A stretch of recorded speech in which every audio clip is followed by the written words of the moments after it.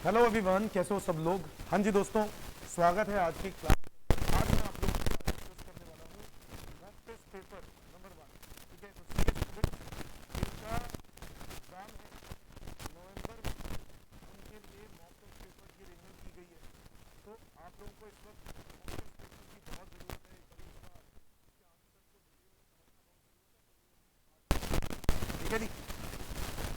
So everyone, देखते हैं भाई, मॉक टेस्ट पेपर आपको पता ही है कि आपको पेपर आ रहा है वो नवंबर के लिए 7 नंबर के लिए।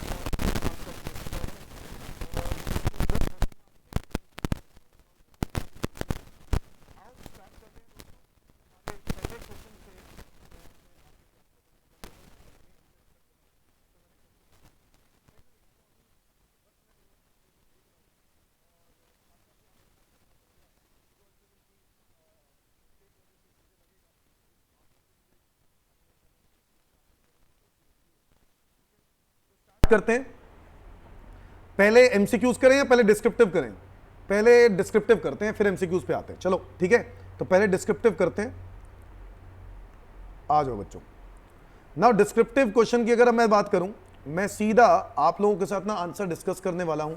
ठीक है, क्योंकि इतना टाइम मैं आपका ना वेस्ट करना चाहता हूं। तो डिस्क्रिप्टिव क्वेश्चन के अंदर आपको भी एग्जाम के अंदर इनकम टैक्स के पेपर में टोटल आपको 3 क्वेश्चन मिलेंगे, 4 क्वेश्चन मिलेंगे, जिसमें से पहला क्वेश्चन कंपलसरी होगा और बाकी 3 में से 2 करने होंगे।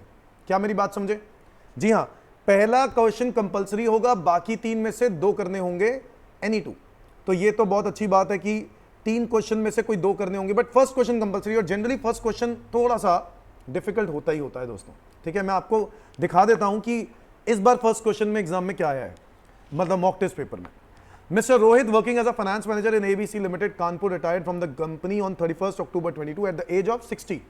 The following amounts were received from the employer on 1st April 22 to 31st October 22. तो आपको पता है बेसिक पे दिया है, डीए दिया है, एक्स ग्राशिया लमसम यानी ग्रेचुटी आपको दिया हुआ है दोस्तों। लमसम, लमसम मतलब ये आफ्टर रिटायरमेंट की बात हो रही होगी।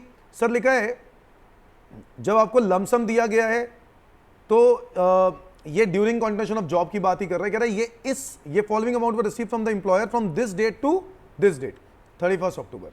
31 अक्टूबर को रिटायर हुआ है, लमसम मिला है। तो मुझे लगता है हाँ, ये ड्यूरिंग द जॉब नहीं होगा, ये आफ्टर रिटायरमेंट ही होगा, क्योंकि 31 अक्टूबर को रिटायर भी हो रहा है ना, तो इसी साल में तो हो रहा है retire.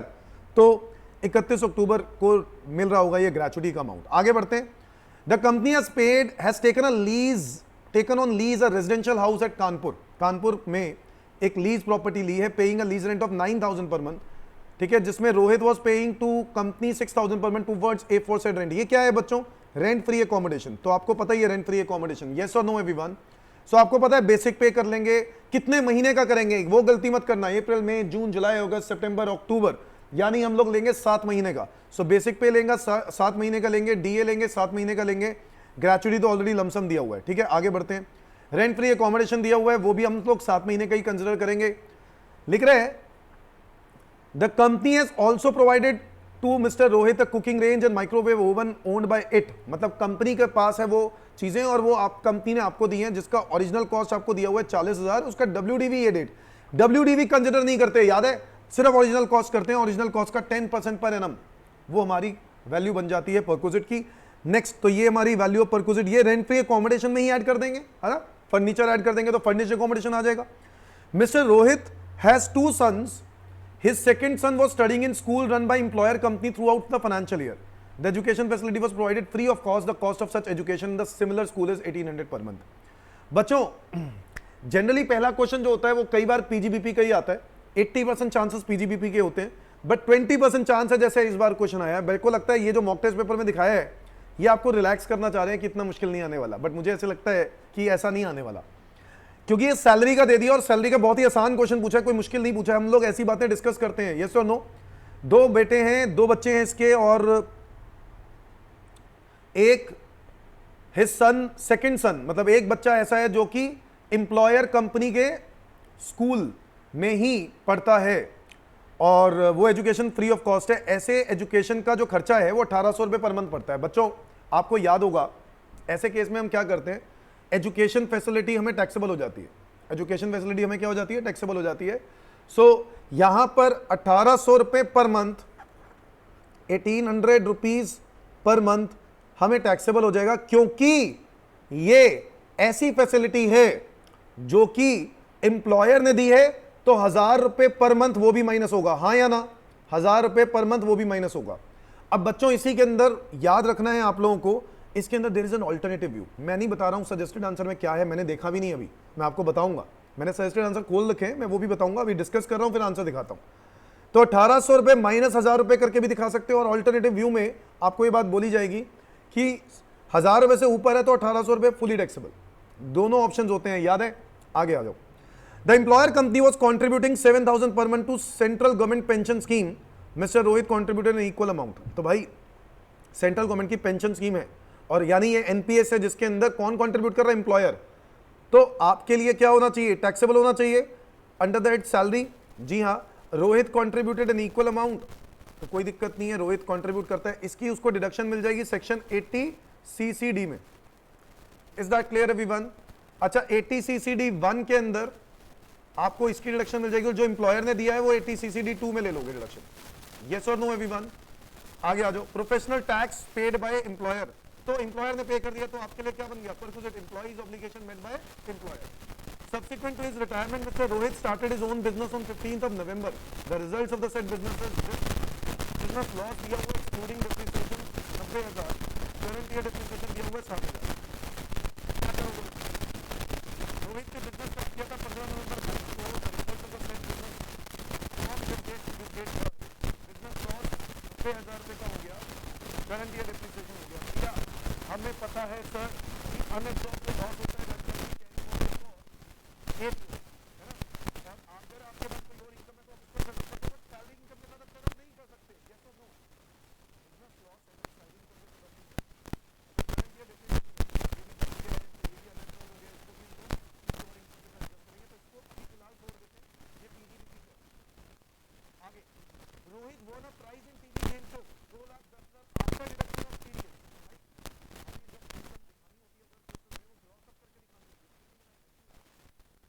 Mr. Rohit furnishes the undermentioned details relating to savings, life insurance premium with private insurance company 30,000 for his son and 20,000 for his married daughter। तो 50,000 रुपए की पॉलिसी ले रखी है, प्रीमियम की दे रहे हैं अपनी बेटे के लिए, और अब 20,000 अपनी बेटी के लिए जो कि मैरिड है। याद होगा आपको बच्चों, लाइफ इंश्योरेंस में ऐसी कोई दिक्कत नहीं होती है, बच्चे माइनर हो, मेजर हो, मैरिड हो, अनमैरिड हो, पूरे प्रीमियम अमाउंट की डिडक्शन मिल जाएगी अंडर सेक्शन 80C। आगे आ जाओ। मेडिकल इंश्योरेंस प्रीमियम 22,000 रुपए फॉर हिमसेल्फ और 26,000 फॉर हिज मदर। 22,000 अपने लिए ले रहा है ना, तो 22,000 रुपए की तो डिडक्शन मिल जाएगी उसको, कहां पे, 80D में, और 26,000 उसको अपनी मदर के लिए ले रहा है जिनकी एज 82 है, तो यस ये भी मिल जाएगी 80D के अंदर। His mother is however not dependent on him. अरे ये तो बहुत बड़ी बात बोल गया, अगर वो डिपेंडेंट नहीं है, मतलब इंडिपेंडेंट है, तो ऐसे केस में इस अमाउंट की डिडक्शन नहीं मिलेगी। Yes, you are required to compute the total income of mister Rohit. ये है हमारा 14 नंबर का क्वेश्चन। ठीक है, इस बार बहुत आसान दे दिया मॉक टेस्ट पेपर में, बट एक्चुअल में ऐसा होता नहीं। मैं आपको दिखा देता हूं इसका सजेस्टेड आंसर, जो हम लोगों ने साथ साथ डिस्कस कर लेते हैं। बेसिक सैलरी ऑब्वियसली इस बच्चों 7 महीने की आएगी, इसमें कोई डाउट? ठीक है जी सर, 2,10,000 बिल्कुल सही बात है सर। आगे आ जाओ। डियरनेस अलाउंस आएगा सर, बिल्कुल आएगा डियरनेस अलाउंस, 1,40,000।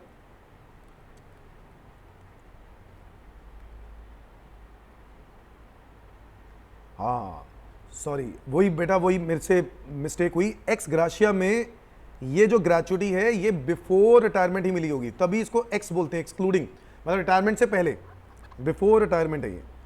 ठीक है, और इस रीजन से इसको पूरा पूरा क्या कर देंगे, टैक्सेबल, एग्जेम्पशन नहीं मिलती। आगे, employers contribution towards pension scheme आ जाएगा ना, यहाँ आ जाएगा भाई, उतने टाइम ही आएगा जितने टाइम के लिए आप नौकरी कर रहे हो, 7 महीने, तो 7 महीने का आ जाएगा 7 × 49। ठीक है, professional tax paid by employer, ये भी आएगा। कंसेशनल अकोमोडेशन, वो जो रेंट फ्री अकोमोडेशन, वो हमें फाइंड आउट करनी होगी, वो मैं आपको फाइंड आउट करके दिखा देता हूं। यहां पर हमने रेंट फ्री अकोमोडेशन भी फाइंड आउट किया होगा, आ जाओ भाई। रेंट फ्री अकोमोडेशन के लिए क्वेश्चन में ये लिखा हुआ है कि अकोमोडेशन लीज पर लिया है, और अगर लीज पर लिया है तो हमें लेना होता है 15% ऑफ सैलरी और actual higher charges which ever is less is the value of perquisite. तो 15% ऑफ सैलरी, उस सैलरी में क्या क्या लेंगे बच्चों, सैलरी में क्या क्या लेंगे मैं आपको बताता हूं। एक तो लेंगे बेसिक पे, है कि नहीं, एक तो लेंगे बेसिक पे, एक लेंगे बेसिक पे, और क्या लेंगे, डीए, यस और नो, और क्या लेंगे इसमें, कोई अलाउंसेस जो फुली टैक्सेबल हो, कोई अलाउंसेस और फुली टैक्सेबल नहीं है क्या, नहीं है। तो इसलिए यहां पर परक्विजिट के लिए जो सैलरी लेंगे वो हम लोग लेंगे, एक तो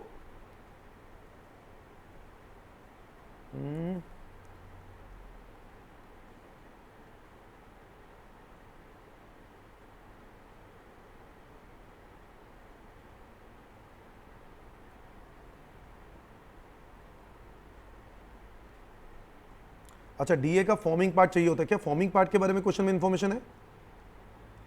अच्छा हाँ, दिया हुआ है, डीए में फॉर्मिंग पार्ट दिया हुआ है, सॉरी, ठीक है। 20,000 का फॉर्मिंग पार्ट लेंगे ना, 40%, 40% दिया हुआ है, 8,000, 8,000 इंटू 12, सॉरी 8,000 इंटू 7, ठीक है। और बाकी का ये तो हो गया 56, बाकी इसके अंदर ऐड करेंगे 30,000 इंटू 7, 210, एक वो हो गया, और इसके अंदर ऐड करेंगे एक्स ग्राशिया 65,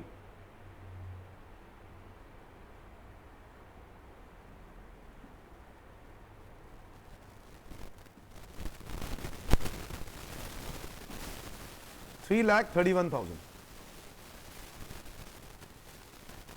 बच्चों याद रखना, देखो मैं ना सैलरी की डेफिनेशन में ये बात जरूर बताता हूँ, बेसिक पे, DA, forming part, commission, turnover, bonus, all types, all taxable portion of allowances.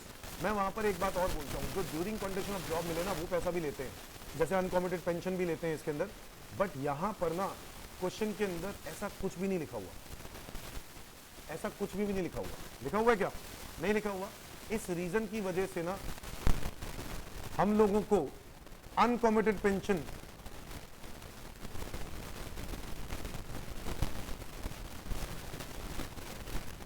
जो ये अमाउंट है ना, ये पेंशन, ये मैं वैसे लिखवाता नहीं हूँ, बट इस बार एग्जाम में आ गया है, तो मुझे लगता है कि ठीक है, मतलब मॉक टेस्ट पेपर में आ गया है, तो ये बड़े चालाकी से कर दिया इन्होंने, ठीक है।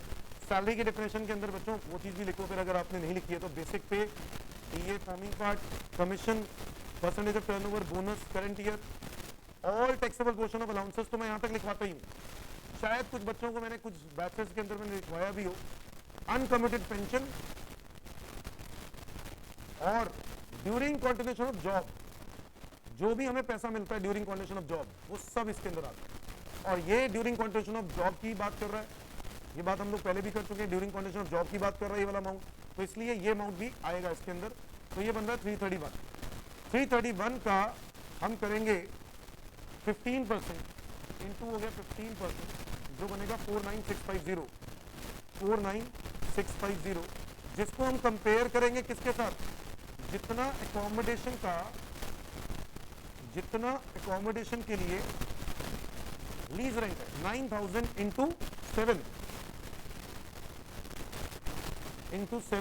ये हो गया 63,000। तो 63,000 से कंपेयर करना चाहिए हमें इसको, यस और नो? 63,000 के साथ कंपेयर करना चाहिए इसको, whichever is less, check किया तो whichever is less is 49650, जिसमें से आपने 6,000 रुपए महीने दिए तो वो माइनस हो जाएंगे, तो 72 माइनस हो जाएगा, 6,000 टू 742 माइनस हो जाएगा, और 49650 माइनस 42 इज इक्वल टू 7650। ये हमारी रेंट की इन्फॉर्मेशन की वैल्यू आ जाएगी। हाँ जी, नई बात क्या सीखी आपने, yes during condition of job जो भी चीजें मिलती हैं वो भी इसके अंदर कवर होते हैं, ड्यूरिंग कंडीशन ऑफ जॉब अगर है तो वो आएगा, ठीक है। तो यहाँ पर ये आ गया मेरा 7650। अब आ जाता है फर्नीचर। चाहूं तो अभी देखो ये अनफर्निश्ड अकोमोडेशन की वैल्यू निकाली है, चाहूं तो फर्नीचर इसी के अंदर ऐड कर दो, अदरवाइज ये मूवेबल एसेट तो है ही है, ट्रीटमेंट तो सेम ही होती है value of use of movable asset में भी, हाँ या ना? चाहो तो ऐड कर दो यार, क्या दिक्कत है? कंपनी ने आपको एक कुकिंग रेंज दी है, ऑब्वियसली घर पे ही तो रखोगे, और माइक्रोवेव दिया है जो कि कंपनी का है, 40,000 रुपए का है, और 40,000 रुपए का 10% आपको क्या हो जाना चाहिए, टैक्सेबल, बट क्योंकि आपने काम ही कितने महीने किया है, 7 महीने, तो 40,000 रुपए इंटू 10% इंटू 7 डिवाइडेड बाय 12,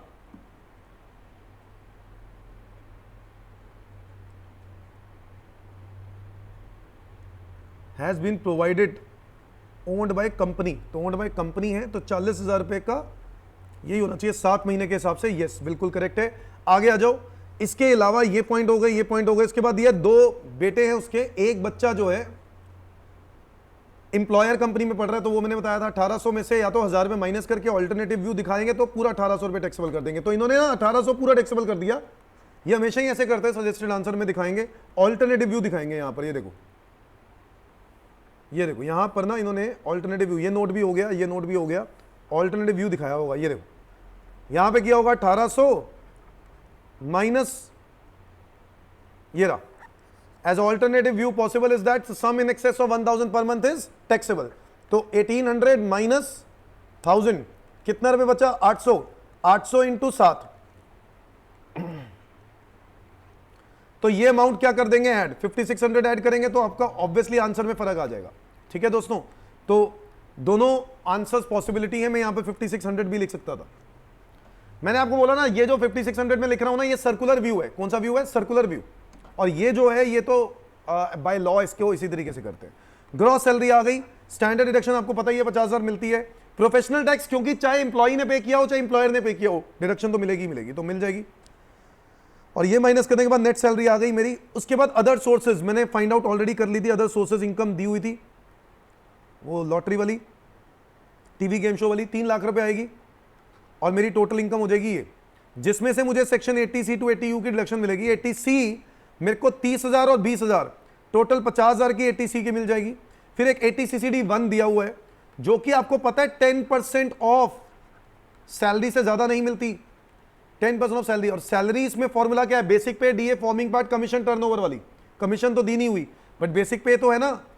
तो बेसिक पे कितना है, 30,000 इंटू 7, 2 10, और डीए का फॉर्मिंग पार्ट 8,000 रुपए, 8,000 रुपए मल्टीप्लाई बाय 7, 56, तो 56, 56,000 प्लस 210, ये हो गया 66, 2,66,000, जिसका हम लोग क्या करने वाले हैं, जिसका हम लोग क्या करने वाले हैं 10%, तो वो हो गया 26,600। सो अगर हम लोग देखें कि यहां पर जो अमाउंट वो दे रहे हैं, जो अमाउंट दे रहे हैं वो कितना दे रहे हैं, 7 महीने का हमने लिखा था ना, 7,000 रुपए महीना दे रहे हैं। तो 7,000 इंटू महीना मतलब 7,000 इंटू 7, 49,000, जबकि मिलना मैक्सिमम कितना चाहिए, 26,600। तो भाई डिडक्शन भी इतनी ही मिलेगी, 26,600। ये देखो, समझ में आया। अच्छा, ये तो हो गया 80CCD1, 80CCD2 भी तो मिलेगा, 80CCD2 भी मिलेगा, तो 26,600 80CCD2 में मिल जाएगा, क्योंकि सिमिलर अमाउंट की डिडक्शन एम्प्लॉयर के जो कंट्रीब्यूशन है उसको भी मिलती है। अच्छा, आपको पता है कि आपके पास अभी भी लिमिट बची हुई है। ये जो 80CCD1 की रिस्ट्रिक्शन है, ये तो 10% ऑफ सैलरी तक होती है, बट अभी भी आपके पास लिमिट बची हुई है। कैसे बची हुई है सर, आप 50,000 रुपए तक एक्स्ट्रा डिडक्शन क्लेम कर सकते हो। याद आया, 80CCD1B, तो वहां पर जो बचे हुए अमाउंट की डिडक्शन है वो यहां ले सकते हो। तो बताओ कितना अमाउंट कंट्रीब्यूट किया था आपने, 7,000 इंटू 7, 49, 49 माइनस 26,600, जब आप करोगे तो आपका क्या अमाउंट बच रहा है, ये देखो 49,000 minus 26,600,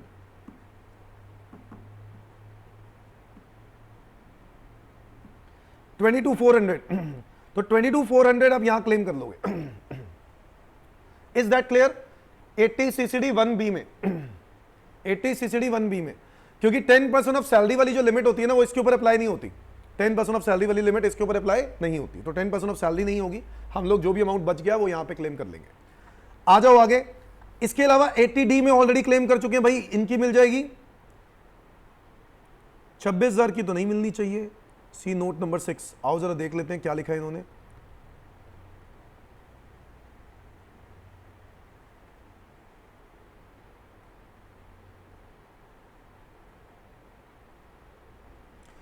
The deduction for medical insurance premium of 26,000 for mother is allowable in full under section 80D as the maximum limit is 50. Since the mother is senior citizen. क्या ये नहीं लिखा हुआ था कि कि वो डिपेंडेंट नहीं है?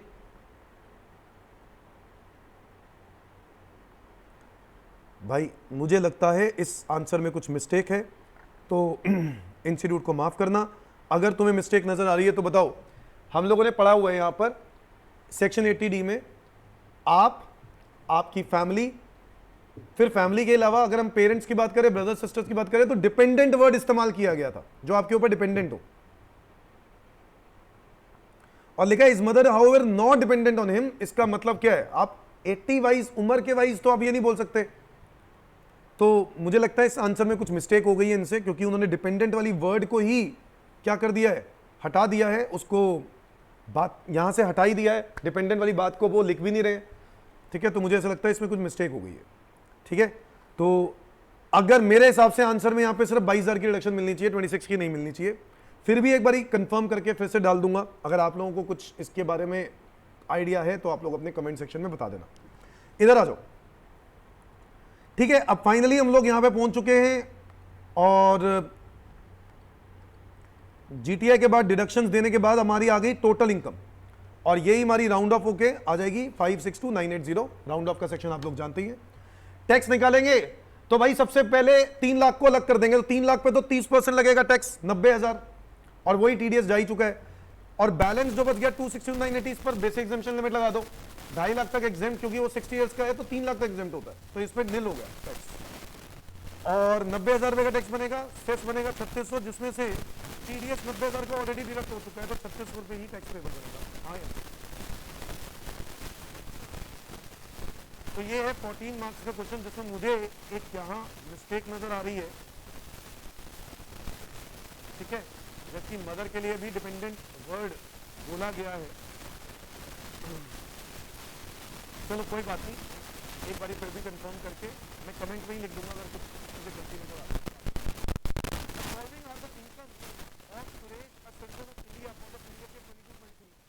आपको दी हुई है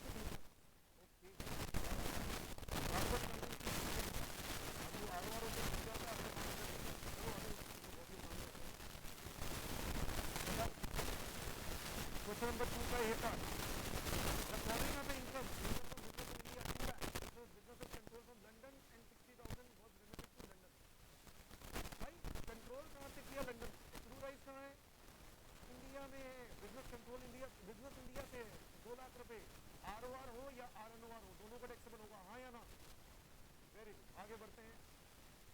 profit from business earn in Japan 70,000 रुपए का आपने अर्न किया, जिसमें से 20,000 इंडिया में रिसीव हो, तो दोनों 20,000 रुपए तो दोनों को टैक्सेबल होंगे ही।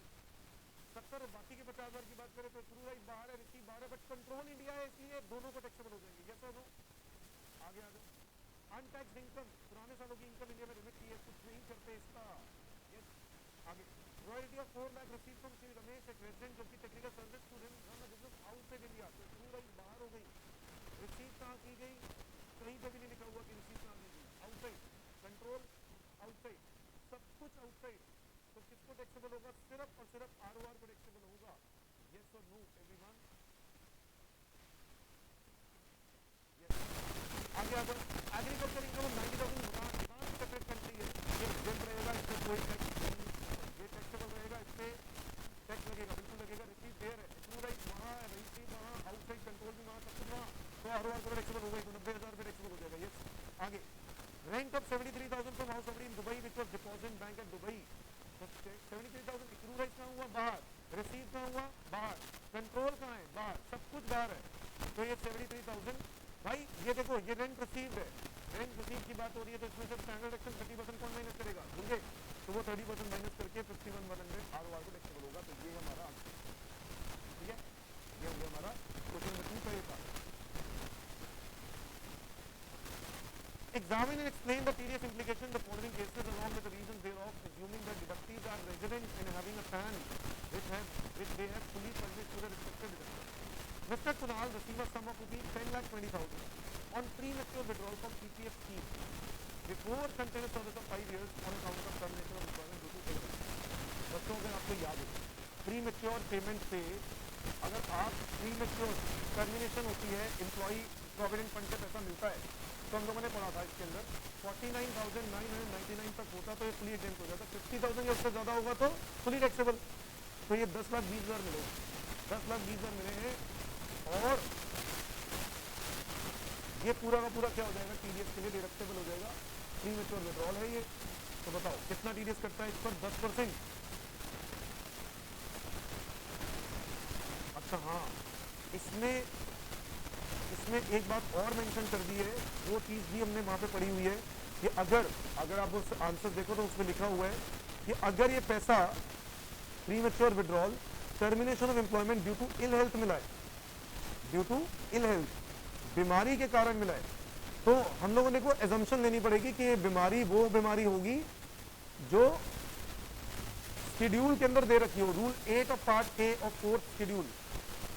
अगर आपको ये बात बताई गई है तो ऐसे केस में हम लोग आपको एग्जेम्प्ट कर देंगे, वरना आपको ये अमाउंट क्या कर देंगे, टैक्सेबल। तो ये टैक्सेबल है, बट यहां पर लिखा ना, mister Kunal has not completed 5 years of continuous service since termination of employment is on account of ill health। यार देखो एक बात और समझो, बीमारी तो कारण है ही है, बीमारी के साथ साथ आपको जॉब से निकाला गया है, प्रीमेच्योर टर्मिनेशन जरूर हुई है। दूसरा रीजन क्या दे रहा है वो बीमारी का निकालने की वजह क्या दे रहा है, वो निकालने की वजह ये दे रहा है कि आप बीमार हो, इस वजह से हम आपको आउट कर रहे हैं। ये कोई रिट्रेंचमेंट नहीं है, on account of termination of employment due to ill health. बच्चों एक नई चीज सीखी हम लोगों ने यहाँ पर, तो प्लीज इसको मार्क करेंगे। 10,20,000 रुपए के ऊपर टीडीएस कटेगा या नहीं कटेगा, नहीं कटेगा बिकॉज ऑफ दिस रीजन कि उसने 5 साल काम नहीं किया।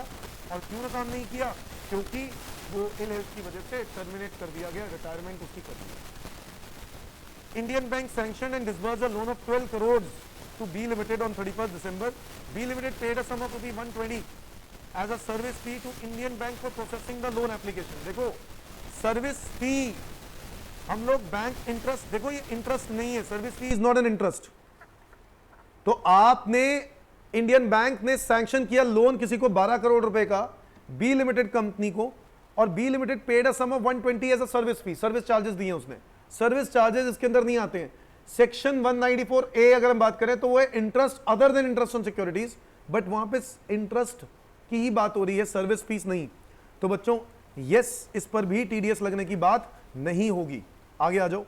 Mister Agam working in private companies on deputation for 5 months at Mumbai where he pays a monthly house rent of 32,000 for those 5 months totaling 160. Rent is paid by him on the first day of the relevant month। भाई ये बात clear कर दी गई है कि आपका rent जो है वो 32,000 पर मंथ है, आप डेप्यूटेशन बेसिस पे 5 months के लिए काम कर रहे हो, और आपका टोटल कुल मिला के रेंट कितना है 160। बट क्या ये बिजनेस के लिए रेंट है? नहीं, ये तो जॉब वाला रेंट है, और इसमें 50,000 रुपए की लिमिट होती थी पर मंथ। तो इसमें भी क्या टीडीएस कटेगा?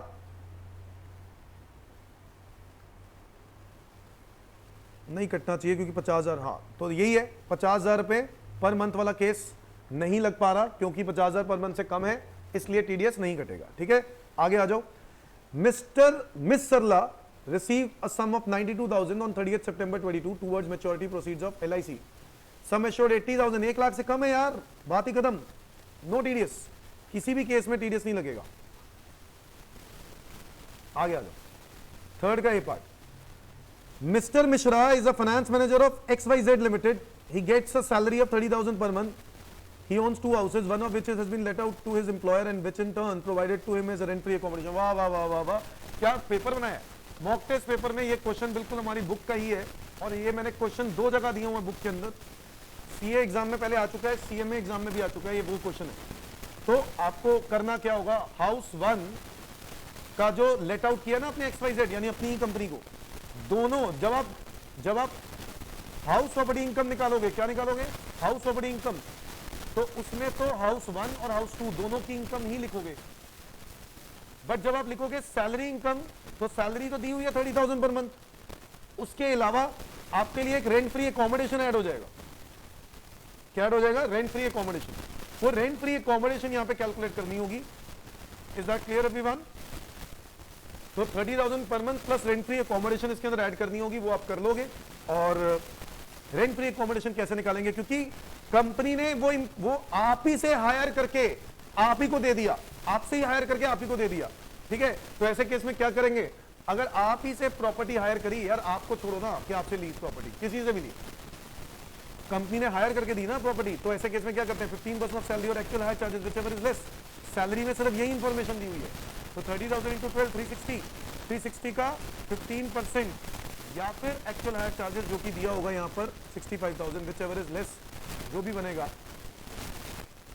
360 का 15% जो कि बनेगा 54 65 व्हिचएवर इज लेस 54,000, वो हमारे लिए क्या हो जाएगा, टैक्सेबल परक्विजिट हो जाएगा।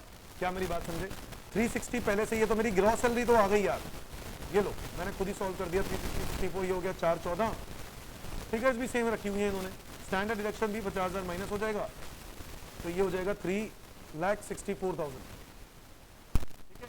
जिसके अलावा हाउस प्रॉपर्टी इनकम आप लोग फाइंड आउट कर लोगे, हाउस प्रॉपर्टी ऐड करो, हमारी पीटीआई आ जाएगी, ठीक है। ये 364 आ गया हमारा, फिर इसके बाद house property income find out करो, वो तो आपको आती है, ये वाला करना आता ही है। फिर हायर को कंपेयर करेंगे स्टैंडर्ड इनकम विच लेस, और फिर जो अमाउंट आएगा उसको एक्चुअल इनकम कंपेयर करेंगे विच इज हायर, और फिर उसमें से म्युनिसिपल टैक्सेस जो पे किए वो माइनस कर देंगे, एनुअल वैल्यू आ जाएगी, स्टैंडर्ड इनकम माइनस करेंगे। इंटरेस्ट ऑन लोन दिया हुआ है, इंटरेस्ट ऑन लोन भी दिया हुआ है प्रॉपर्टी पर,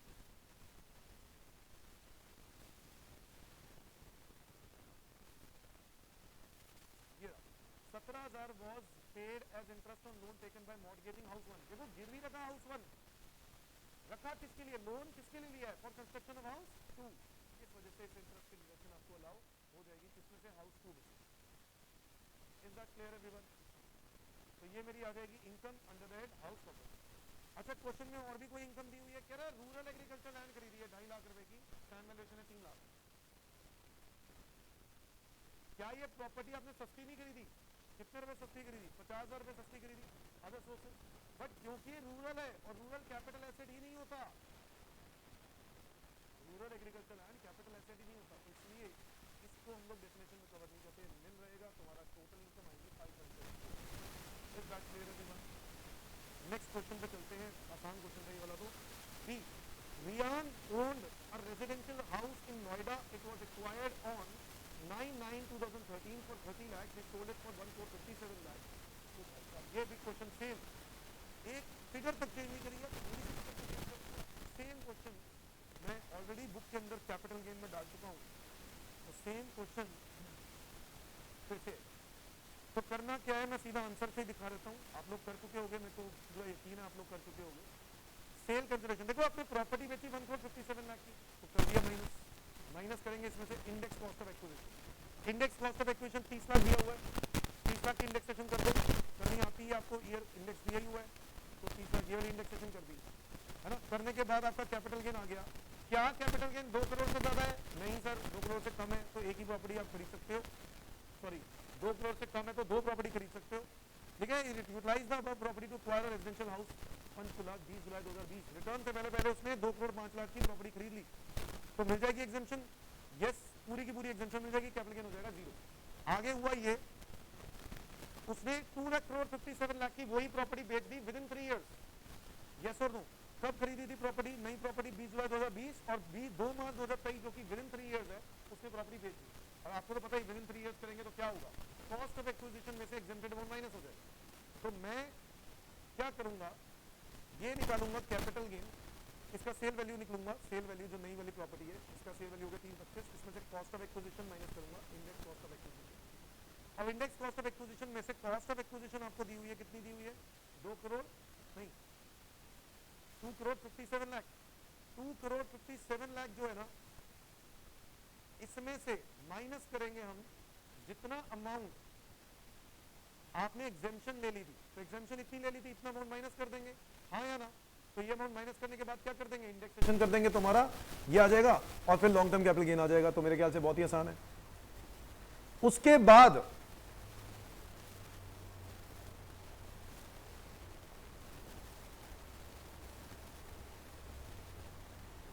दो करोड़ 5 लाख की प्रॉपर्टी आपने खरीदी थी, वो 2 करोड़ 5 लाख की प्रॉपर्टी 20 जुलाई 2020 को खरीदी थी, सॉरी 20 जुलाई 20 को खरीदी थी, उसके बाद आपने पंचकुला वाली प्रॉपर्टी बाद में बेच दी, तो एग्जेम्पशन ले ली थी, प्रॉपर्टी बेच दी, ठीक है, तो क्या करेंगे हमें पता है। बट आपने इसी प्रॉपर्टी को जब बेचा है ना, तो आपने 2 मार्च 2023 को 2 मार्च 2023 को आपने एक नई प्रॉपर्टी भी खरीदी। तो भाई ये 2 करोड़ 57 लाख कुछ और नहीं बट ये एग्जेम्पशन है, इसमें से माइनस हो जाएगा तो कैपिटल गेन हो जाएगा, है ना। ये तो बहुत ही जल्दी जल्दी हो गया क्योंकि ये क्वेश्चन हमने किए हुए। Mister Manoj, a bhajan singer of Rajasthan and his wife Mrs. Daya furnishes the following information relating to assessment year 23-24. Income of Mr. Manoj, professional bhajan singer, 565. तो ये तो PGBP इनकम है। Salary income of Mrs. Daya, salary income में जाएगा। Loan received by Mrs. Daya from Ramu and J Private Limited. Mrs. Daya holds 35% share of the company. The company has incurred a losses since its inception 2 years back. तो loan लिया था received by Mrs. Daya from Ramu and J Private Limited, और Ramu and J private limited कौन सी company, इसका तो कोई फर्क नहीं पड़ता। Mrs Daya hold 35% share of the company. The company has incurred loss, loan लिया था ना और लॉस हो गया तो क्या दिक्कत है, बिजनेस लॉस है ये 2.5 लाख रुपए, क्या दिक्कत है, कुछ नहीं करेंगे अभी फिलहाल। Income of X, income of their minor son Ganesh from winning singing reality TV show. तो ये तो देखो उसने अपनी नॉलेज से कमाया, स्किल से कमाया, तो ये तो क्लब नहीं होगा, ये उसको अपनी इनकम नहीं टैक्स होगा, अपनी इनकम पे टैक्स देगा। Cash gift receive from Ganesh from friend of mister Manoj on winning the show. Cash gift 50,000 रुपए तक तो वैसे ही एग्जेम्प्ट होता है, ठीक है, तो ये 21,000 रुपए है, तो ये भी एग्जेम्प्ट ही हो जाएगा। आगे interest income receive by minor married daughter of Gudiya from deposits with Ramu and J private limited. तो इंटरेस्ट इनकम रिसीव हो रही है माइनर मैरिड डॉटर को, और वो 40,000 रुपये क्या हो जाएगा, 40,000 रुपये वो क्या हो जाएगा, ये लोग फोर्थ क्वेश्चन में 565 में आपको दिखाई देते हैं सीधा सीधा साथ में। माइनर वाला ये विनिंग वाला नहीं होगा क्लब, ये भी नहीं होगा, माइनर मैरिड डॉटर वाला क्लब हो जाएगा बस। चलो ठीक है। Compute the total taxable income if they opted for 115 BSE। Now this is the new thing, 115 BSE opt किया है तो क्या करें। तो 115 BSE ऑप्ट किया है तो वो 1500 रुपए की जो एग्जेम्पशन मिलती है माइनर को, है ना, वो नहीं मिलेगी, तो ये पूरा का पूरा टैक्सेबल हो जाएगा और 6,05,000 रुपये आपका। क्या मेरी बात है। और अगर मिसेस दया की इनकम निकालनी होती तो ये तो होता 380 सैलरी इनकम, और ये तो बिजनेस लॉस है। जो बिजनेस लॉस है, बिजनेस लॉस जो है वो तो वैसे भी आपको क्या करना पड़ेगा, कैरी फॉरवर्ड, हाँ या ना। और loan is not your income, तो ये तो आएगा नहीं यहाँ पर, वैसे भी 380, ठीक है, कुछ भी नहीं करना। अच्छा सॉरी, ये ना 2.5 लाख रुपए लोन का ही अमाउंट दिया हुआ है, लोन का अमाउंट दिया हुआ है, लॉस का अमाउंट नहीं दिया हुआ। लोन का तो वैसे भी कोई फायदा नहीं है, लोन इनकम थोड़ी है। आगे आ जाओ, be following are the details of incomes and losses of Rishi. तो यार ये तो बड़ा ही आसान set off and carry forward chapter का दे दिया हुआ है क्वेश्चन, मेरे ख्याल से मेरे स्टूडेंट्स आराम से कर लेंगे इस वाले क्वेश्चन को। सैलरी इनकम दी हुई है 360, हाउस प्रॉपर्टी का 1,340, तो ये पहले एडजस्ट करो इंट्रा हेड, तो ये हो जाएगा 220, यस और नो, 220 रह जाएगा। बिजनेस प्रॉफिट आपको दिया हुआ है कंप्यूटेड, ये आपस में एडजस्ट करो। ये भी क्वेश्चन मेरे बुक के अंदर ऑलरेडी दिया हुआ है, सेम क्वेश्चन है, फिगर्स भी सेम 218, और ये 10,000 minus speculative, same question. Card game ये वाले इसके साथ एडजस्ट होंगे नहीं, तो बस स्पेक्युलेटिव लॉस है वो तो कैरी फॉरवर्ड ही करना पड़ेगा। और रह गया क्या, ये है 220, इसमें से 2 लाख रुपए आप ऊपर एडजस्ट कर दो और 20,000 को कैरी फॉरवर्ड कर दो, 20,000 को कैरी फॉरवर्ड कर दो, तो ये तो रह गया 160, ये हो गया नील, और फिर हो गया ये 2,18,000, और ये कैरी फॉरवर्ड हो गया, और ये 16,000, और ये हो गया 5,000। ये आंसर भी मुझे याद आ रहा है थोड़ा थोड़ा, सेम क्वेश्चन जो हम लोग ने किया हुआ पहले, 160 प्लस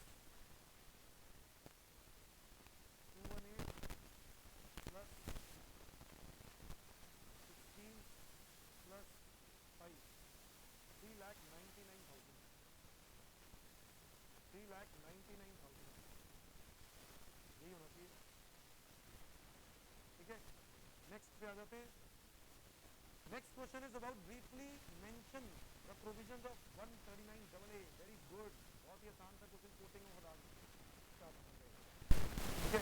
तो ये तो मेरे ख्याल से इसमें कुछ नहीं, आपको पता ही आधार नंबर का किसको एक्सेप्शन में रखा गया गवर्नमेंट की तरफ से, तो वो बातें आपको यहाँ पर मेंशन करनी है। अब आ जाओ जरा जीएसटी पे, जीएसटी के डिस्क्रिप्टिव वाला पार्ट समझ लेते हैं, क्या है डिस्क्रिप्टिव वाला पार्ट।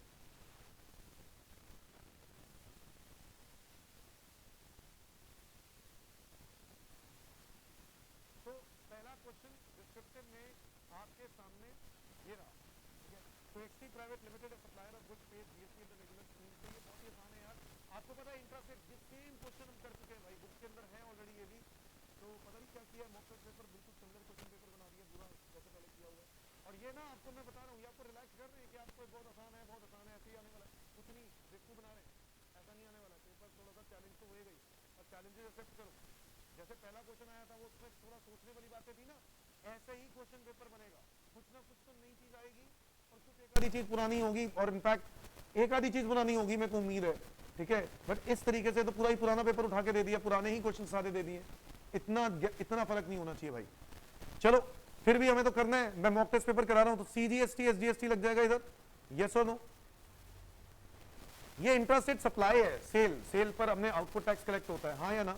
अच्छा इंट्रास्टेट सप्लाई है तो क्या लगेगा, आईजीएसटी, तो आईजीएसटी कलेक्ट होगा, ये सीजीएसटी एसजीएसटी कलेक्ट होगा, यस और नो एवरीवन। फिर इसके बाद इंट्रा स्टेट परचेज, 2 लाख के ऊपर इंट्रा स्टेट परचेज, तो सीजीएसटी एसजीएसटी लगेगा, ठीक है। और इंट्रा स्टेट परचेज है तो आईजीएसटी लगेगा। तो आपको करना क्या है, स्टेप नंबर 1, ओपनिंग क्रेडिट कितना पड़ा हुआ है वो देखो, फिर जितने भी आपने परचेजेस किए हैं इंटर स्टेट और इंट्रा स्टेट, वो परचेजेस का आपने टैक्स देखो, वो क्रेडिट ऐड कर दो उसके अंदर, वही 6.5, ठीक है। तो इसके बाद जो हमारी आउटपुट टैक्स लायबिलिटी होगी, ये तो ओपनिंग क्रेडिट दिया हुआ है ना सेम, इसके अंदर हम लोग क्रेडिट ऐड कर देंगे ये वाला, और फिर इसके बाद ये जो आउटपुट टैक्सेस है वो इसके अंदर एडजस्ट कर देंगे, जो बच गया वो जीएसटी पेबल बन जाएगा, है ना। ये देखो इसका करने का तरीका क्या होगा, सबसे पहले कंप्यूटेशन ऑफ जीएसटी पेबल का खाना बना दो, ठीक है। और इसके अंदर आपको सबसे पहले करने हैं इकट्ठे आउटपुट टैक्सेस। तो भाई आउटपुट टैक्सेस ये रहे आपके output taxes, intrastate supply 8 lakh और इंट्रास्टेट सप्लाई 3 लाख, तो 8 लाख का 9% 9% 72 और 3 लाख का 18% 54, डन 198। फिर कंप्यूटेशन ऑफ टोटल आईटीसी आपको करना है, ओपनिंग आईटीसी आपको दिया ही हुआ है ये रहा, और फिर इसके अंदर जो इंट्रास्टेट परचेज किया है और इंट्रास्टेट परचेज किया उसका क्रेडिट जीएसटी डाल दो, ये बन गए हमारे पास credit, total credit available.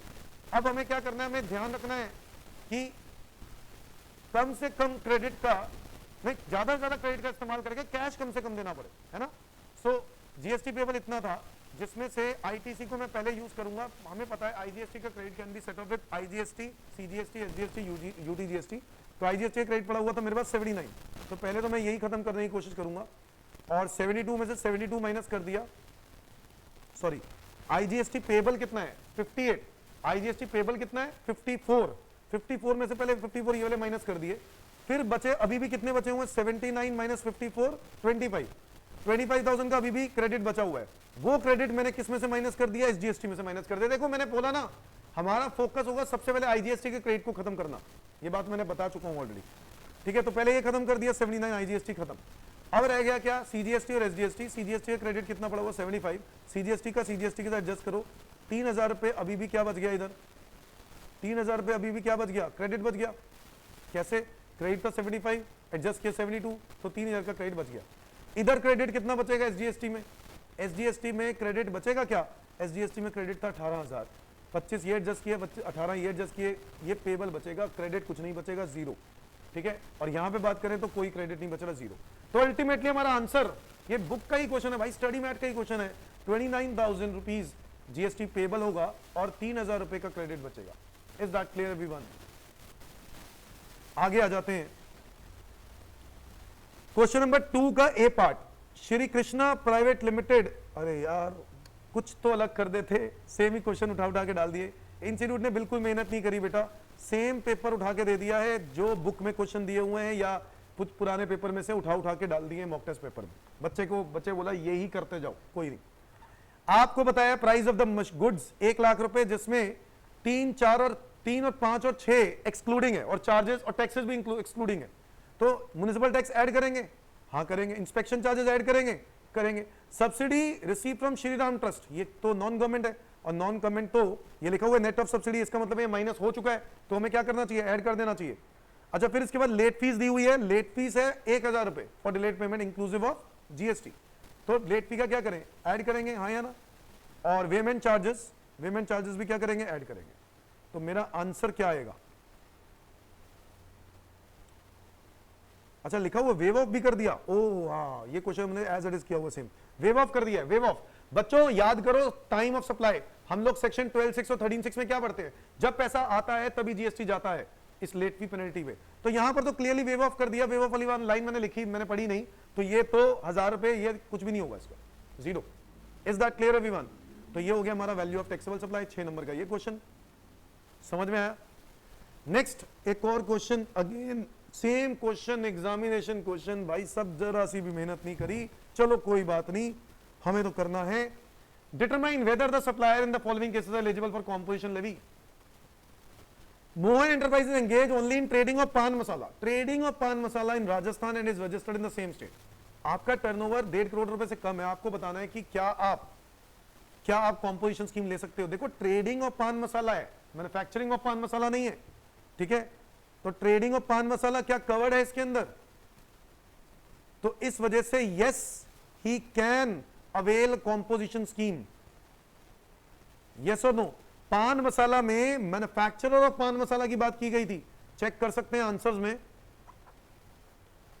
A supplier engage in manufacture of goods, manufacturer है ना, तो ट्रेडिंग की बात नहीं की गई थी, तो मेरे ख्याल से यही लिखा होगा, yes composition scheme. Sugam manufacturers has registered office in Punjab and Haryana and sells goods manufactured by it in the neighbouring states.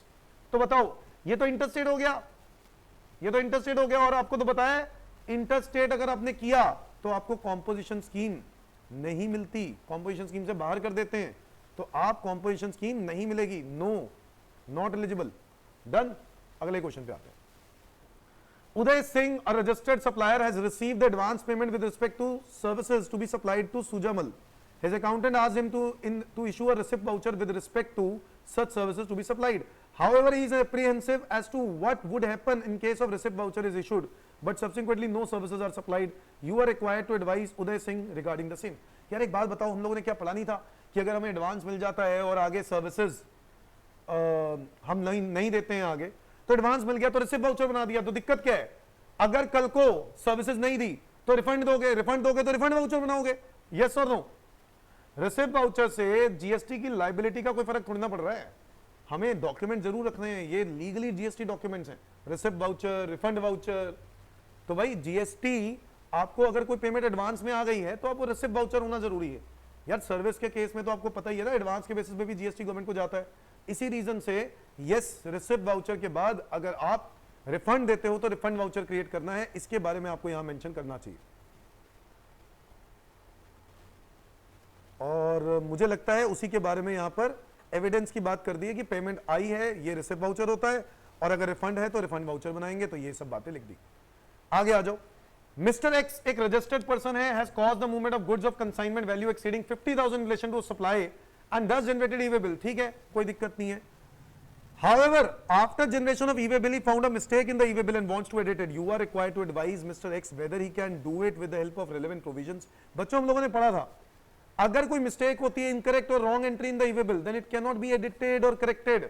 नहीं हो सकता, आप कैंसलेशन कर सकते हो, और वो भी 24 घंटे के अंदर जनरेशन के 24 घंटे के अंदर कैंसलेशन कर सकते हो। मतलब आप ई-वे बिल को एडिट करना नहीं कर सकते, कैंसिल करके नया बना सकते हो, ठीक है। तो ये हो गया। GST is payable on advance receive from supply of goods and services under forward charge. Goods and services, देखो गुड्स के अंदर तो एडवांस पेमेंट पे नहीं मिलता, जीएसटी नहीं देना पड़ता, बट सर्विसेज में देना पड़ता है एडवांस पेमेंट पे, गुड्स में नहीं देना होता। गुड्स में सिर्फ क्या होता है, date of issue of invoice या last date when invoice is to be issued. Services में नहीं, सर्विसेज में ऐसा नहीं है, सर्विसेज में कंप्लीशन के विद इन 30 डेज या 45 डेज इनवॉइस रेज कर दिया तो डेट ऑफ इनवॉइस और date of receipt of payment whichever is earlier, यानी पेमेंट पहले आ गई यानी एडवांस पहले आ गया, तो उस बेसिस पे भी जीएसटी देना पड़ सकता है। तो यहां पे लिखा GST is payable on advance receive, तो ये स्टेटमेंट गलत है। Do you agree? हम कहेंगे नो, गुड्स के केस में नहीं होता, सर्विसेज के केस में ठीक है। स्टेटमेंट इज नॉट करेक्ट लिखा है ना आंसर में। तो क्योंकि गुड्स के केस में ऐसा नहीं होता, सर्विसेज के केस में ठीक है, सर्विसेज के केस में होता है एडवांस पेमेंट बेसिस पर जीएसटी। ठीक है जी, आगे आ जाओ। If return has been filed, if return has been filed, how can it be revised if some changes are required? No, there is no revision, there is only, आप देखो अगले साल, आपको याद है मैंने बताया था जीएसटी के अंदर क्या होता है एक कॉन्सेप्ट कि भाई जीएसटी के अंदर रिटर्न जब आप भर देते हो, रिटर्न भरने के बाद आप उसको अगले साल क्या कर पाते हो, रिवाइज कर सकते हो, रिवाइज नहीं कर सकते हो, इनफैक्ट पिछले सालों की मिस्टेक, पिछले महीनों की मिस्टेक, नॉट सालों की, क्योंकि आपको पता है आपको एनुअल रिटर्न की लास्ट डेट होती है 31 दिसंबर या फिर सितंबर मंथ का जो ड्यू डेट होती है रिटर्न, वहीं तक आप रेक्टिफाई कर सकते हो, रेक्टिफिकेशन कर सकते हो। क्या कर सकते हो, rectification. Revision is not allowed, rectification allowed है, और वो आप अगले में कर सकते हो। जब आप अगले में करोगे पिछले बार की रेक्टिफिकेशन, तो उसके हिसाब से आपको कुछ पेनल्टी और इंटरेस्ट भी देनी पड़ सकती है। क्या मेरी बात समझ में आ रही है? Is that clear everyone? तो ये है हमारा रेक्टिफिकेशन वाला क्लॉज सेक्शन 39(9), ये हम लोग ऑलरेडी इसके अंदर पढ़ चुके हैं। ठीक है बच्चों, चलो मैं एक बार एमसीक्यूज भी आपको दिखा देता हूं। क्या है एमसीक्यूज? देखो डीटी के एमसीक्यूज में अगर हम बात करें तो सबसे पहले जो एमसीक्यूज क्वेश्चन है, ये हमेशा डराने वाला क्वेश्चन होते हैं डीटी के एमसीक्यूज, और जीएसटी के भी इनफैक्ट इस बार। तो डीटी और जीएसटी के एमसीक्यूज में हमेशा रेडी रहना, डराएंगे आपको, और आपको बस ध्यान से पढ़ना है क्वेश्चन को। मिस्टर रमेश एक इंडियन रेजिडेंट है, purchase a residential house property eight Gwalior 28/5/1999 for 28,50,000, 28,50,000 रुपए की आपने प्रॉपर्टी परचेज करी, 2001 से पहले खरीदी। Fair market value and stamp duty value आपको दिया हुआ है 1/4/2001 पर। आपको याद है अगर 1/4/2001 पर स्टैम्प ड्यूटी वैल्यू दी है तो स्टैम्प ड्यूटी वैल्यू से ज्यादा फेयर मार्केट वैल्यू नहीं लेना। फेयर मार्केट वैल्यू ज्यादा क्या ले सकते हो, स्टैम्प ड्यूटी वैल्यू। तो स्टैम्प ड्यूटी वैल्यू है 32,40,000, तो यही लेंगे, हाँ या ना? यस, बिल्कुल याद आया ना? तो यही गलतियां हैं, ये गलतियों को करोगे वर्क तो ठीक हो जाएगा। एमसीक्यू मुश्किल नहीं है, मैं क्वेश्चन समझा रहा हूं आपको। On 5/2/2012 mister Ramesh entered into an agreement with Raju for sale of the house property for 74 lakh. तो आपने प्रॉपर्टी 74 लाख की बेची, इसमें 3.9 लाख एडवांस मिला, बट मिस्टर राजू ने आगे का पैसा नहीं दिया तो आपने फोरफीट कर लिया। Very good. 15/4/2022 को मिस्टर रमेश, अच्छा ये कब फोरफीट किया, 1/4/2014 से पहले किया। और बच्चों अगर आपको याद हो 1/4/2014 से पहले एडवांस मनी जो फोरफीट किया जाता था ना, वो हम लोग माइनस कर देते थे किसमें से, कॉस्ट ऑफ एक्विजिशन में से। तो वही करेंगे, ठीक है। आगे लिख रहा है mister Ramesh sold the house property for 2.10 when the stamp duty value was 2.33। ठीक है जी।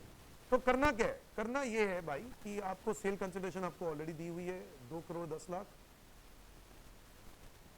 और स्टैम्प ड्यूटी वैल्यू 2.33 है। तो चेक करना पड़ेगा भाई 10% ऑफ कंसिडरेशन कितनी बनती है, 2.1 का 10% बना 21 लाख, और फर्क है 23 लाख का, नहीं हाँ फर्क है 23 लाख का। तो 21 लाख का मैक्सिमम फर्क हो सकता है गवर्नमेंट कहता है, बट आपका फर्क है 23 लाख का, तो स्टैम्प ड्यूटी वैल्यू कोई कंसिडर करेंगे, यानी आपका यहां पे आएगा 2.33 करोड़ सेल कंसिडरेशन। माइनस करेंगे इसमें से इंडेक्स कॉस्ट ऑफ एक्विजिशन, और इंडेक्स कॉस्ट ऑफ एक्विजिशन के लिए आपको ऑलरेडी दिया हुआ है कि ये 32,40,000 रुपए की प्रॉपर्टी है, जिसमें आप इंडेक्सेशन करोगे जब, तो क्या करोगे, माइनस मल्टीप्लाई क्या करोगे, ईयर ऑफ ट्रांसफर का इंडेक्स। ईयर ऑफ ट्रांसफर आपने कब बेची है प्रॉपर्टी, 15/4/2022। यस, तो 15/4/2022 यानी 22-23 की 331 डिवाइडेड बाय कब आपने खरीदी, 2001 से पहले खरीदी, तो ये तो हो गया 100 से डिवाइड करेंगे। अच्छा, इस 32,40,000 रुपए में से, सॉरी, इस 32,40 में से जो जो एडवांस मनी जब्त हुआ है, क्या वो हम माइनस नहीं करेंगे, वो भी माइनस करेंगे। सो आप लोग यार ये क्वेश्चन कर लोगे, मैं आपको क्वेश्चन समझा रहा हूं, बस आप लोग करोगे खुद ही, ठीक है। एडवांस मनी जब्त किया वो माइनस कर देंगे, ठीक है, और फिर इसके बाद इंडेक्सेशन करेंगे। इंडेक्सेशन करने के बाद कैपिटल गेन आएगा। कैपिटल गेन के बाद उसने क्या किया, उसने 2 प्रॉपर्टी और खरीद ली, क्योंकि कैपिटल गेन 2 करोड़ से कम बन रहा होगा मेरे हिसाब से, मेरे को लग दिख रहा है 2 करोड़ से कैपिटल गेन कम बन रहा है, तो 2 प्रॉपर्टी खरीद सकता है, और वो उसे खरीद ली, ठीक है। और दोनों ही 54 लाख की खरीदी है, तो तो आप देखोगे कितनी एग्जेम्पशन मिल रही है तो माइनस कर दोगे। रिटर्न की लास्ट डेट क्या है भाई साहब, कब खरीदी है? 28 अगस्त को खरीदी है। ये गलत बात हो गई है क्योंकि 28 अगस्त को खरीदना मतलब हो गया 15/4 को आपने प्रॉपर्टी बेची थी, आपको मैक्सिमम 31 जुलाई दिया जाता है और आपने 28 अगस्त को प्रॉपर्टी खरीदी है। हमें नहीं पता कि आपने कैपिटल अकाउंट स्कीम में डाला या नहीं डाला, तो आपको ये एग्जेम्पशन तो नहीं मिलेगी भाई। On 28 Feb 2023, Mr. Ramesh signed an agreement to sell two house property at Mumbai to his friend son Vishal for 58 lakh. तो 54 लाख की जो प्रॉपर्टी है ना वो आपने आगे विशाल को बेच दी है 58 लाख में, for whom 19,000 was received in cash on 15/1/2023। बच्चों आपको याद होगा ये डाउन पेमेंट जब आपको मिल जाती है तब हम लोग, मैंने आपको बोला था तब हम उस केस में डेट ऑफ एग्रीमेंट वाला स्टैम्प ड्यूटी वैल्यू लेंगे या डेट ऑफ रजिस्ट्री वाला। तो आपको दिया हुआ है कि 15 जनवरी को आपको 19,000 एडवांस मिला, वो कैश में मिला, तो भाई डेट ऑफ एग्रीमेंट वाला नहीं लेंगे। कौन सा वाला लेंगे? रजिस्ट्री वाला लेंगे, और रजिस्ट्री वाला डेट पर स्टैम्प ड्यूटी वैल्यू आपको दी हुई है।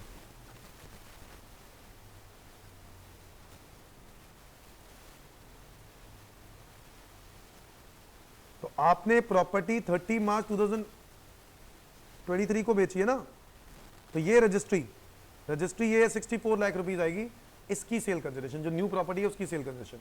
तो न्यू प्रॉपर्टी की सेल कंसिडरेशन होगी 64 लाख, ठीक है। उसके बाद आपको बाकी का करना है, जिसमें से आप उसके खरीदने की कॉस्ट माइनस करोगे, और एग्जेम्पशन तो मिली ही नहीं होगी तो पूरे खरीदने की कॉस्ट आ जाएगी, उसकी इंडेक्सेशन भी करोगे, अगर वो 2 साल से ज्यादा है तो नया वाला प्रॉपर्टी।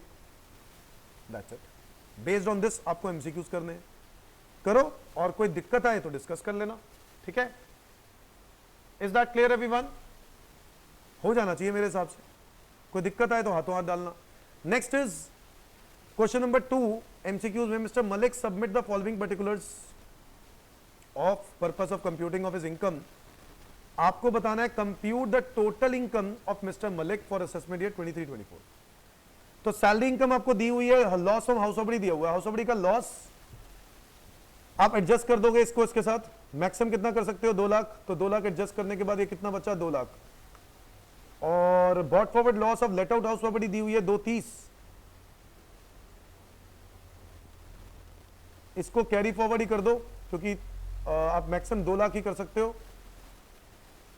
और हाउस, और ये वाली तो बॉट फॉरवर्ड है तो हाउस प्रॉपर्टी इनकम के साथ ही कर सकते हो, वो मेरे ख्याल से दी नहीं हुई। Next is business loss, 1 lakh रुपए का बिजनेस लॉस दिया हुआ है, वो that can be adjust with any except salary, तो इसके साथ एडजस्ट नहीं हो सकता, बट इसके साथ एडजस्ट हो सकता है। तो ये 20,000 रुपए बच जाएगा और इसको हम कैरी फॉरवर्ड करेंगे और 80,000 ये हो जाएगा 0, तो ये 2 लाख रुपए ही आएगी इसका answer. Compute total income of Malik and amount of loss that can be carry forward. Total income of 2 lakh and loss of house property 2.5 lakh. गलत, ए तो नहीं हो सकता आंसर। टोटल इनकम 2 लाख बन रही है और हाउस प्रॉपर्टी का लॉस 2.5 लाख बन रहा है। अच्छा हाँ, 20,000 रुपए का ये वाला भी तो है, 20,000 और 230, टोटल हाउस प्रॉपर्टी का लॉस 2.5 लाख ही बनता है। ये ठीक जा रहा है, ये ठीक जा रहा है, ये ठीक जा रहा है। बिजनेस लॉस है 20,000 जो कैरी फॉरवर्ड करेंगे, ये भी बिल्कुल ठीक जा रहा है। तो मेरे ख्याल से ए ही है इसका करेक्ट आंसर। मेरे को नहीं पता, मैंने देखा नहीं, इसका आंसर ए ही होना चाहिए सेकंड का। यस, आगे आ जाओ। Third, Ramesh, Mahesh, Suresh jointly owned a flat in Mathura which was let out to Mr. Rajesh on Dr. Rajesh on 1/4/2022. The annual rent paid by Dr. Rajesh for the flat was 540, credited equally to each of their account. Rajesh approached the tax consultant to seek the clarity in case of deduction of tax on payment of rent. भाई 540 का rent आ रहा है, 540 का rent आ रहा है, 3 भाई हैं तो 180 आ रहा है, 240 तक एग्जेम्प्ट होता है, तो क्या टीडीएस कटेगा? नो, टीडीएस नहीं कटेगा क्योंकि 240 से कम का है rent. No tax is required to be deducted since the rent credited to each owner is less than 240, तो ये होना चाहिए। बट आगे लिखा ही informed his consultant that is occupied a such flat for his personal accommodation, the receipt from profession is 58 lakh. इससे कोई फर्क नहीं पड़ता, बट आप टीडीएस काट नहीं पाओगे, तो आंसर मेरे ख्याल से सी होना चाहिए। Yes, correct. आगे, fourth, mister Ashish is an Indian citizen and member of crew of America bound Indian ship. अरे भाई, कंटिन्यूस डिस्चार्ज सर्टिफिकेट वाला आ गया, ठीक है। तो भाई इस डेट से लेकर इस डेट तक आपको इंडिया में काउंट नहीं करते हैं, तो आप बस निकालो कितना आ गया। 25 अप्रैल, अप्रैल में कितने दिन होते हैं? 30, 25 से लेकर 30, 6 दिन यहां से हटा दो तो 24 हुए अप्रैल में, नहीं सॉरी 6 दिन हुए अप्रैल में, उसके बाद मई 31, जून 30, जुलाई 31, अगस्त 31, सितंबर 30 और अक्टूबर में 24। तो 183 डेज उसका आउट ऑफ इंडिया हो जाएगा। और 365 में से 183 डेज अगर माइनस कर दें तो ये बनते हैं 182। तो भाई 182 हो गए, 182 डेज ही होता है, कंडीशन पूरी करनी होती है और वो हो रही है, इसलिए वो इंडिया का रेजिडेंट तो हो गया, इसलिए वो इंडिया का रेजिडेंट तो हो गया। अब रेजिडेंट है तो आरओआर है या नहीं, उसके लिए आपको चेक करना होगा 7 सालों में 730 बन रहे हैं नहीं बन रहे। यस, और 2 प्रीवियस ईयर में रेजिडेंट बन रहा है आउट ऑफ 10 प्रीवियस ईयर, वो भी देखना पड़ता है ना, और उसके बारे में कोई इंफॉर्मेशन नहीं दी हुई।